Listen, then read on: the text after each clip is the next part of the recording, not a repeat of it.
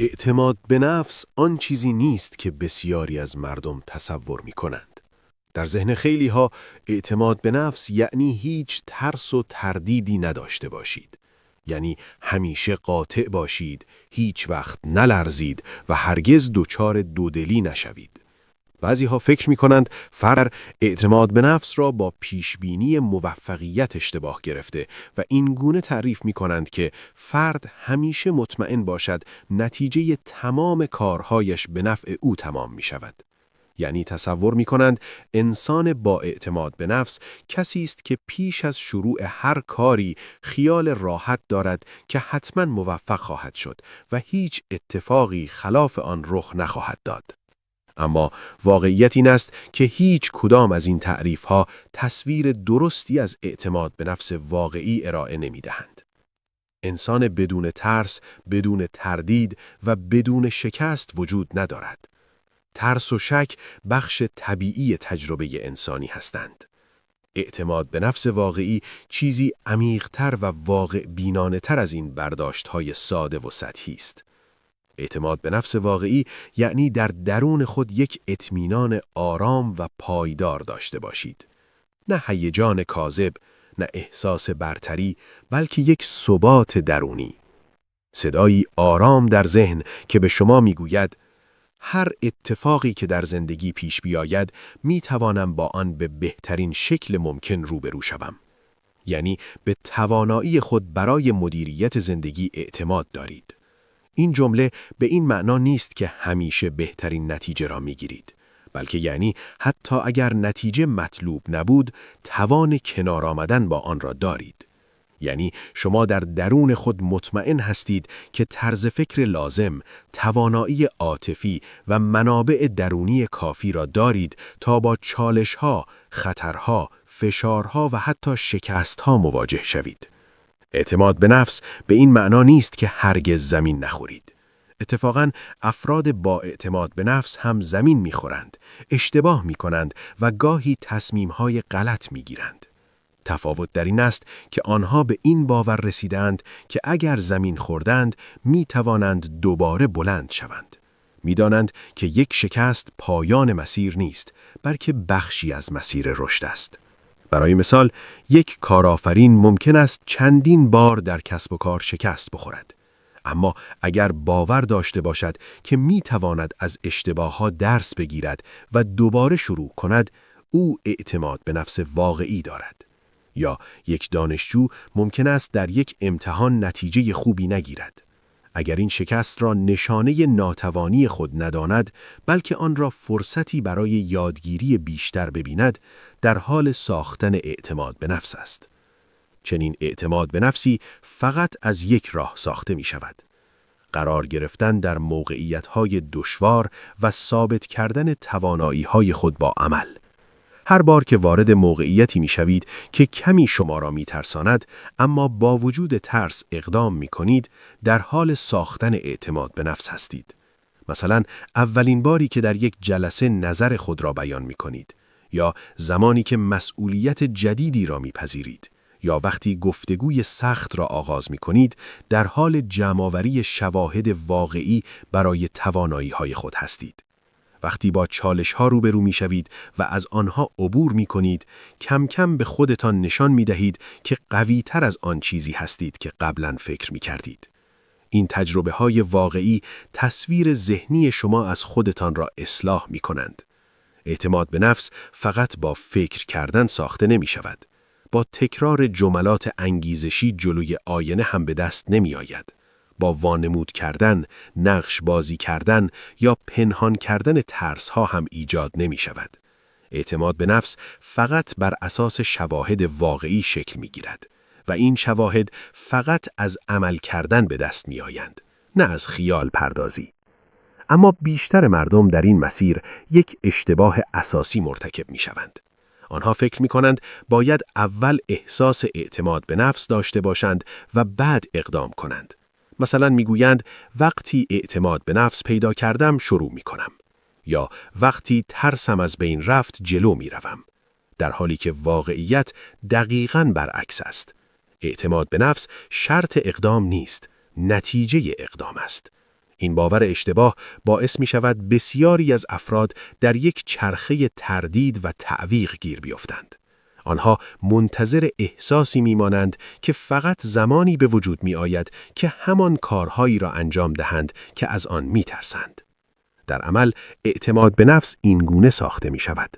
ابتدا با وجود ترس اقدام می کنید. بعد متوجه می شوید که کار را انجام داده اید. از آن تجربه درس می گیرید و قوی تر می شوید. مغز شما نگاهش به توانایی هایتان را اصلاح می کند و در نتیجه سطح اعتماد به نفس شما بالاتر می رود. از آن بعد آماده می شوید با چالش های بزرگتری روبرو شوید و این چرخه بارها و بارها تکرار می شود. به همین دلیل است که توانایی مدیریت احساسات یکی از مهمترین پایه‌های اعتماد به نفس واقعی و پایدار محسوب می شود. وقتی بدانید می توانید واکنش‌های احساسی خود را مدیریت کنید، وقتی مطمئن باشید که در شرایط فشار می توانید آرام بمانید و وقتی بدانید حتی در زمان ترس یا اضطراب هم قادر به فکر کردن واضح هستید، به نوعی از اطمینان درونی می رسید دیگر به راحتی با تغییر شرایط از بین نمی رود. بیشتر مردم اعتماد به نفس خود را بر عوامل خارجی بنا می کنند. مثلا وقتی اوضاع خوب پیش می رود اعتماد به نفس دارند. وقتی دیگران آنها را تایید می کنند یا تحسین می شوند حالشان خوب است. وقتی موفق به نظر می رسند اعتماد به نفس دارند. اما این نوع اعتماد به نفس بسیار شکننده است، چون به شرایطی وابسته است که ممکن است هر لحظه تغییر کند. کافی است یک شکست، یک انتقاد یا یک تغییر غیرمنتظره رخ دهد تا این اعتماد به نفس فرو بریزد. در مقابل اعتماد به نفس واقعی بر عوامل درونی بنا می شود. عواملی که شما می توانید آنها را پرورش دهید و تا حدودی کنترل کنید. خب، در این ویدئو می خواهیم برای ساختن اعتماد به نفس واقعی و پایدار به 6 ستون کلیدی اشاره کنیم. ستون‌هایی که در واقع زیربنای یک اعتماد به نفس سالم و عمیق را تشکیل می‌دهند. این 6 ستون به شما کمک می‌کنند اعتماد به نفس خود را نه بر اساس شرایط خارجی مثل نظر دیگران، موفقیت‌های موقتی یا موقعیت‌های اجتماعی، بلکه بر اساس توانایی‌ها، ارزش‌ها و شیوه‌ای که با زندگی روبرو می‌شوید بنا کنید. وقتی اعتماد به نفس بر چنین پایه‌ای ساخته شود، دیگر به راحتی با تغییر شرایط از بین نمی رود. هر کدام از این ستونها بخشی مهم شخصیت شما را تقویت می کند. برخی از آنها به مدیریت احساسات و ذهن شما مربوط هستند، برخی به مهارت‌ها و توانایی‌های شما و برخی دیگر به ارزش‌ها و شیوه‌ای که با زندگی روبرو می‌شوید. وقتی این ستونها در کنار هم رشد می کنند، به تدریج در درون شما یک حس اطمینان عمیق و پایدار شکل می گیرد. حسی که باعث می شود حتی در شرایط دشوار نیز احساس ثبات و قدرت درونی داشته باشید. ستون اول، خوداتکایی عاطفی. اولین و شاید مهمترین ستون اعتماد به نفس پایدار، خوداتکایی عاطفی است. خوداتکایی عاطفی یعنی شما مسئول حالت احساسی خود هستید، نه دیگران. یعنی حال خوب یا بد شما وابسته به رفتار مردم، حرفهای آنها یا شرایط بیرونی نیست. فرض کنید در محل کار مدیرتان از شما انتقاد می کند. اگر خوداتکایی عاطفی نداشته باشید، فوراً با خود می گویید من به درد این کار نمی خورم. اما اگر این ستون قوی باشد، میگویید این فقط یک فیدبک است. من میتوانم از آن استفاده کنم و کارکردم را بهتر بسازم.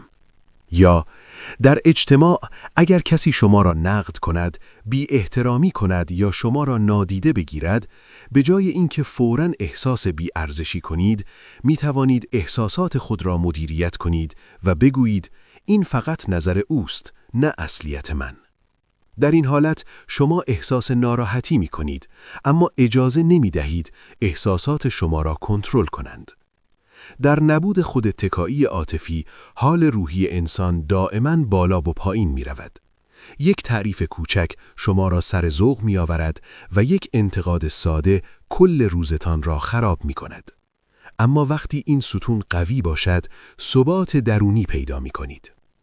خوداتکایی عاطفی با تمرین ساخته می شود. هر بار که در شرایط سخت به جای واکنش تند مکث می کنید، هر بار که به جای سرکوب احساسات آنها را می فهمید و مدیریت می کنید، در حال قوی‌تر کردن این ستون هستید. این به معنای سرد شدن یا بی احساس بودن نیست، بلکه یعنی با دیگران از موضع انتخاب و قدرت ارتباط برقرار می کنید، نه از موضع نیاز، ترس یا وابستگی. ستون دوم، ساختن شایستگی فردی. اعتماد به نفس بدون شایستگی فردی چیزی جز توهم نیست. برای داشتن اعتماد به نفس سالم باید در حوزه‌های مهم زندگی توانایی و مهارت واقعی داشته باشید. شایستگی یعنی داشتن توانایی واقعی در حوزه‌های مهم زندگی. مثلا اگر در کار خود مهارت داشته باشید، در جلسات کاری با آرامش بیشتری صحبت می‌کنید. اما شایستگی فقط به مهارت‌های فنی محدود نمی‌شود. بخشی مهمی از آن مربوط به فرامهارت هاست، مهارت‌هایی که در هر شغل و هر موقعیتی به شما کمک می‌کنند بهتر عمل کنید. یکی از مهمترین این مهارت‌ها حل مسئله است. وقتی بدانید می‌توانید یک مشکل را تحلیل کنید، گزینه‌ها را بررسی کنید و به راه حل برسید، با دیدن چالش‌ها کمتر مضطرب می‌شوید. مهارت مهم دیگر ارتباطات مؤثر است. وقتی بتوانید افکار خود را شفاف بیان کنید، شنونده خوبی باشید و گفتگوهای دشوار را بدون فرار یا پرخاش مدیریت کنید، در محیطهای کاری و اجتماعی احساس قدرت بیشتری خواهید داشت. مهارت حیاتی دیگر توانایی یادگیری سریع است.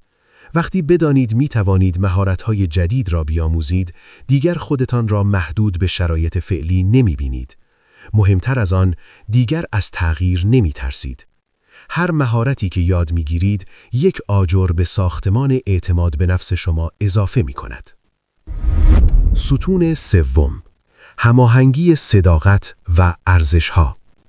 سومین ستون اعتماد به نفس پایدار، هماهنگی میان ارزش‌ها، حرف‌ها و رفتار است. یعنی آنچه در درون به آن باور دارید، آنچه به زبان می‌آورید و آنچه در عمل انجام می‌دهید، همگی در یک مسیر و راستا باشند. وقتی این سه با هم هماهنگ هستند، ذهن احساس یکپارچگی و آرامش می‌کند و از دل این آرامش اعتماد به نفس واقعی شکل می‌گیرد. اما وقتی میان باورها و رفتارها فاصله می‌افتد، ذهن دچار تعارض می‌شود.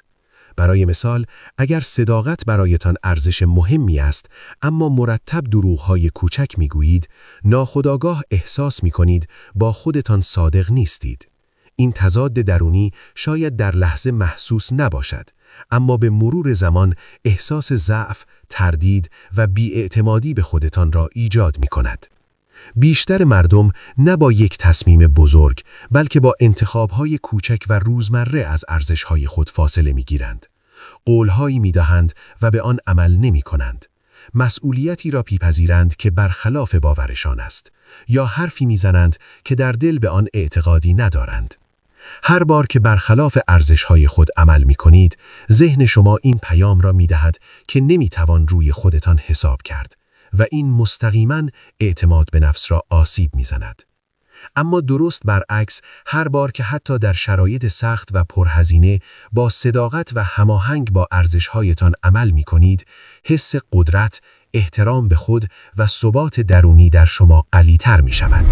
ستون چهارم، تاب‌آوری. تاب‌آوری یعنی توانایی عبور کردن از شکست‌ها، یاد گرفتن از اشتباه‌ها و قوی‌تر بازگشتن از تجربیات دشوار. یعنی زندگی شما را زمین بزند، اما شما همانجا متوقف نشوید. افراد تاب‌آور شکست را نشانه ناتوانی خود نمی‌دانند، بلکه آن را بخشی از مسیر رشد می‌بینند. وقتی افراد تاب‌آور با مشکل روبرو می‌شوند، به جای اینکه در احساس ناکامی غرق شوند، یک سؤال سازنده از خود می‌پرسند: این تجربه چه درسی برای من دارد و دفعه بعد چه کاری می‌توانم بهتر انجام بدهم؟ برای مثال، اگر در یک پروژه کاری شکست خوردید، به جای اینکه فوراً نتیجه بگیرید من به درد این کار نمیخورم، با ذهنی باز بررسی می‌کنید چه چیزی درست پیش نرفته است. آیا برنامه‌ریزی ضعیف بوده؟ آیا مهارتی کم داشته اید یا به ارتباطات بهتر نیاز بوده؟ بعد از این بررسی، قدم بعدی را آگاهانه قوی‌تر برمی‌دارید. هر بار که با یک مشکل روبرو می‌شوید و به جای فرار یا تسلیم شدن از آن عبور می‌کنید، یک پیام مهم به ذهن خود می‌دهید: من توان روبرو شدن با سختی‌ها را دارم. و این همین پیام است که پایه‌های اعتماد به نفس واقعی را محکم می‌کند.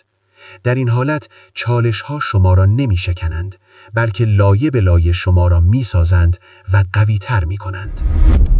ستون پنجم، نگاه به آینده. این ستون مربوط به توانایی شما در دیدن خود آینده‌تون است. یعنی بتوانید فراتر از احساسات، شرایط و محدودیت‌های امروز نگاه کنید. به جای اینکه تصمیم‌هایتان را فقط بر اساس حال فعلی بگیرید، حالتی که ممکن است خسته، ناامید یا بی‌انگیزه باشید، انتخاب‌هایتان را بر اساس انسانی انجام دهید که می‌خواهید در آینده به آن تبدیل شوید. بسیاری از ما وقتی خسته ایم، تحت فشاریم یا حال روحی خوبی نداریم، تصمیم‌هایی می‌گیریم که فقط برای راحتی لحظه‌ای هستند. اما نگاه به آینده کمک می‌کند از خود بپرسیم: اگر نسخه قوی‌تر، با اعتماد به نفس‌تر و رشد یافته‌تر من الان اینجا بود، چه تصمیمی می‌گرفت؟ مثلا وقتی خسته اید و می‌خواهید کاری را عقب بیاندازید، به جای تسلیم شدن به حس لحظه‌ای از خود بپرسید: نسخه با اعتماد به نفس من در آینده الان چه کاری انجام می‌دهد؟ آیا کار را کاملا رها می‌کند یا حتی یک قدم کوچک برمی‌دارد؟ فرض کنید بعد از یک روز سخت کاری، حوصله یادگیری یک مهارت جدید را ندارید. تصمیم راحت این است که کار را به فردا موکول کنید. اما نگاه به آینده میگوید: اگر میخواهم شغلم رشد کند، حتی 20 دقیقه تمرین هم ارزشمند است. همین انتخاب کوچک شما را به نسخه قوی‌ترتان نزدیکتر میکند. یا در یک بحث خانوادگی، واکنش فوری شاید عصبانیت یا سکوت قهرآمیز باشد.